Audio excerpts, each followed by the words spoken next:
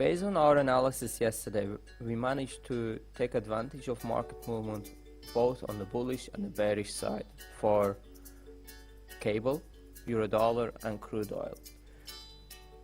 According to our analysis yesterday, we mentioned that cable is likely to bounce off from 1.1390, which exactly happened. The market advanced until 1.3090 and from there onwards it collapsed downwards, giving us more or less 60 pips of market movement.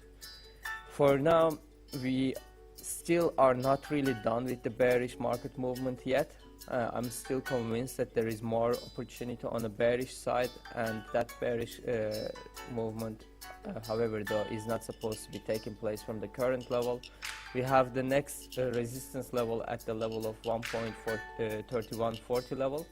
So we will be looking for potentially cable rising as much as 1.3140 and from there onwards collapsing downwards.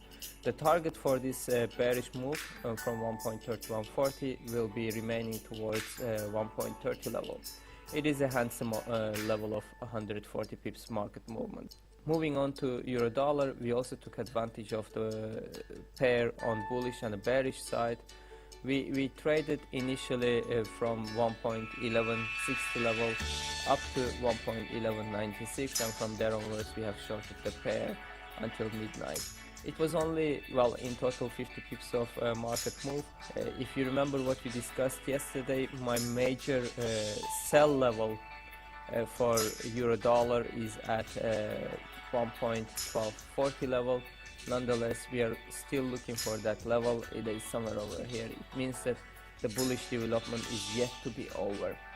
Moving on to crude oil, as you can see, it was a perfect opportunity for us. We shorted the pair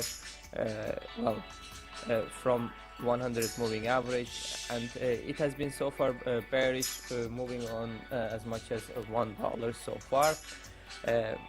If we look into the market overall, we can see that the bearishness is not over yet. However, if we combine it with the USD Canadian dollar as well, we can see that there is the momentum is kind of fading out. That means for us that we can expect a little bit of bullish retracement, and that retracement, I would be speculating, that would be towards $43.60 level more or less, and from there onwards we would be once again shorting the pair, or shorting the black gold, not really the pair. So the target meanwhile will be remaining initially towards $42 per barrel, and last but not least $40.90 per barrel. Lastly, let's move on to USD Japanese yen. When we look into the pair, we can see that there is opportunity overall for bullish developments. We cannot really exclude the bullishness. I would only be trading this pair only after the Bank of Japan monetary policy announcement tonight. Meanwhile, from fundamental perspective, in more or less 5 hours, we have the buildings permit for the US, where we will be looking for, well, potential USD volatility.